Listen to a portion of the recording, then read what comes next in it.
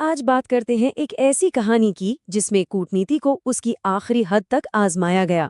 ये कहानी है 2025 और 2026 में ईरान और अमेरिका के बीच हुई बातचीत की। एक ऐसी बातचीत जिससे उम्मीद तो थी शांति की, लेकिन जो एक बहुत बड़े संघर्ष की वजह बन गई। और यही सवाल इस पूरी कहानी के दिल में है। मतलब ये सिर्फ कोई राजनीतिक विश्लेषण नहीं है, बल्कि ये उस नाटकीय घटनाक्रम का ब्यौरा है कि कैसे उम्मीदें टूटती हैं, कैसे डेडलाइन खत्म होती हैं और कैसे आखिर में मिसाइलें डिप्लोमेसी की जगह ले लेती हैं। आइए देखते हैं कि ये सब कुछ कैसे हुआ। ये है घटनाओं का एक छोटा सा रोड मैप। देखिए कि सिर्फ एक साल के अंदर क्या कुछ हो गया। मार्च 2025 में एक डेडलाइन तय होती है। जून आते आते बातचीत टूटकर जंग में बदल जाती है और 2026 तक एक और बड़ा संघर्ष छिड़ जाता है। आज हम एक बहुत ही नाजुक सीज फायर की हालत में हैं। ये टाइमलाइन दिखाती है कि हालात कितनी तेजी से बिगड़े थे। तो कहानी शुरू होती है 2025 के शुरुआती महीनों से। यहाँ जो मूल समस्या थी वो ये थी कि ईरान का न्यूक्लियर प्रोग्राम बहुत आगे निकल चुका था और दूसरी तरफ अमेरिका ने एक नया मैक्सिमम प्रेशर कैंपेन शुरू कर दिया था। तो सवाल ये उठता है कि दोनों पक्ष बातचीत की मेज पर आए ही क्यों? देखिए, असल में यूएन की न्यूक्लियर वॉचडॉग यानी IAEA की एक रिपोर्ट ने खतरे की घंटी बजा दी थी। रिपोर्ट में कहा गया कि ईरान के पास इतना मटेरियल है जिससे कई परमाणु बम बन सकते हैं। इसके जवाब में अमेरिका ने मैक्सिमम प्रेशर की अपनी पॉलिसी फिर से शुरू कर दी और फिर आया राष्ट्रपति ट्रंप का वो खत जिसने सब कुछ बदल कर रख दिया। ट्रंप के उस खत में एक सीधी साधी डेडलाइन थी, 60 दिन। ईरान को न्यूक्लियर डील पर राजी होने के लिए सिर्फ 2 महीने दिए गए थे और बस इसी के साथ एक टिक टिक करती घड़ी शुरू हो गई, जहां हर गुजरता दिन बहुत कीमती था। तो घड़ी चल रही थी और पूरी दुनिया देख रही थी। अब हम उस दौर में आते हैं जहां बातचीत के जरिए रास्ता निकालने की कोशिश हुई। लेकिन सवाल ये था कि क्या ये मुमकिन भी था जब दोनों तरफ एक दूसरे पर इतना गहरा अविश्वास हो। शुरुआत में तो उम्मीद की किरण दिखी। भले ही बातचीत डायरेक्ट नहीं थी, लेकिन डिप्लोमैट्स ने ओमान और रोम में मिलना शुरू किया। दोनों तरफ से शुरुआती बयान भी पॉजिटिव थे। ऐसा लगा कि शायद कोई रास्ता निकल आएगा। लेकिन बहुत जल्द ही बुनियादी मतभेद सतह पर आ गए। अमेरिका चाहता था कि ईरान अपनी सभी न्यूक्लियर फैसिलिटीज को पूरी तरह से खत्म कर दे। दूसरी तरफ ईरान का प्रस्ताव एक स्टेप बाय स्टेप प्लान का था कि जैसे जैसे पाबंदियों में ढील मिलेगी वो वैसे वैसे कदम उठाएंगे। ये सिर्फ पॉलिसी का फर्क नहीं था, बल्कि दशकों के अविश्वास का नतीजा था। अमेरिका के लिए ये ग्लोबल सिक्योरिटी का सवाल था, तो ईरान के लिए अपनी संप्रभुता और टेक्नोलॉजी के हक का। दोनों के नजरिए में जमीन आसमान का फर्क था। और ये बयान उस गहरे अविश्वास को साफ साफ दिखाता है। ईरान के सर्वोच्च नेता के सलाहकार ने अमेरिकी मांगों को एक कल्पना कहकर खारिज कर दिया। इससे ये साफ हो गया था कि दोनों पक्षों के बीच भरोसे की खाई कितनी गहरी है।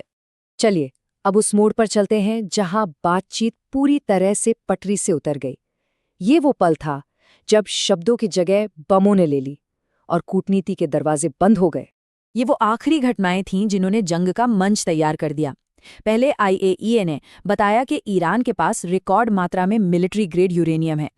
फिर अमेरिका ने अपने दूतावासों से स्टाफ को निकालना शुरू कर दिया। ये एक साफ संकेत था कि खतरा बढ़ रहा है। और आखिर में IAEA ने ईरान को औपचारिक रूप से नियमों का उल्लंघन करने वाला घोषित कर दिया। अब मिलिट्री एक्शन लगभग तय था। और फिर 13 जून को 60 दिन की डेडलाइन खत्म होने के ठीक बाद इजराइल ने ईरान पर हमला कर दिया। 12 दिवसीय युद्ध शुरू हो चुका था। कूटनीति आधिकारिक तौर पर नाकाम हो चुकी थी।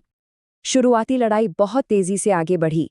इजरायली हमलों के बाद ईरान बातचीत से पूरी तरह से बाहर हो गया और फिर कुछ ही दिनों बाद अमेरिका ने भी सीधी सैन्य कार्रवाई की और ईरान के मुख्य परमाणु ठिकानों पर हमला कर दिया। लेकिन इस संघर्ष का असर सिर्फ जंग के मैदान तक ही सीमित नहीं रहा। इसके झटके पूरी दुनिया की अर्थव्यवस्था में महसूस किए गए और इसका सीधा असर हम सब पर पड़ा। ऐसा इसलिए होता है क्योंकि जब भी मिडिल ईस्ट में अस्थिरता होती है तो दुनिया की तेल सप्लाई पर खतरा मंडराने लगता है, जिससे कीमतें आसमान छूने लगती हैं। और ये संघर्ष रुका नहीं। 2025 के हमलों के बाद एक टेम्पररी शांति तो हुई, लेकिन 2026 की शुरुआत में बातचीत फिर से नाकाम हो गई और इस बार 28 फरवरी को एक और भी बड़ा युद्ध छिड़ गया और इसी ने ग्लोबल मार्केट्स में उथल-पुथल मचा दी। ये चार्ट दिखाता है कि कैसे संघर्ष की खबरें सीधे तेल की कीमतों पर असर डालती हैं। जब भी अप्रैल 2026 में बातचीत की कोई उम्मीद जगती तो ब्रेंट क्रूड की कीमतें लगभग $94 प्रति बैरल तक गिर जाती थीं। मतलब बाजार डिप्लोमेसी की हर छोटी बड़ी खबर पर नजर बनाए हुए था। और तेल की कीमतों में ये उतार चढ़ाव भारतीय बाजार में साफ तौर पर विनर्स और लूजर्स बनाता है। जब तेल सस्ता होता है तो एयरलाइंस, पेंट और टायर कंपनियों को फायदा होता है, लेकिन जब तेल महंगा होता है तो ओएनजीसी जैसी कंपनियों और भारतीय रुपये को नुकसान होता है। ये संघर्ष का सीधा आर्थिक नतीजा है। तो चलिए अब कहानी को आज के दिन पर ले आते हैं। महीनों के संघर्ष के बाद तनाव कम करने के लिए कुछ हालिया लेकिन बहुत ही नाजुक कोशिशें हुई हैं। हाल की सबसे बड़ी घटना थी इस्लामाबाद वार्ता। ये शांति की एक और कोशिश थी, लेकिन ये भी नाकाम रही। और इसकी नाकामी का नतीजा और भी गंभीर था। अमेरिका ने ईरान के बंदरगाहों की नेवल ब्लॉकेड कर दी, जिससे तनाव और ज्यादा बढ़ गया। लेकिन आज 14 अप्रैल को एक छोटी सी उम्मीद की खबर है। रिपोर्टों के मुताबिक दोनों टीमें एक और कोशिश के लिए इस्लामाबाद वापस जा रही हैं। ये संघर्ष और नाकाम कूटनीति के इस पूरे चक्र के बीच आशा की एक बहुत ही धुंधली सी किरण है। और आखिर में ये एक ही सवाल बचता है, जब कूटनीति के दरवाजे बंद हो जाते हैं तो इसकी मानवीय और आर्थिक कीमत आखिर कौन चुकाता है? ये सवाल इस पूरे घटनाक्रम के केंद्र में है और इसका जवाब शायद इतना आसान नहीं है।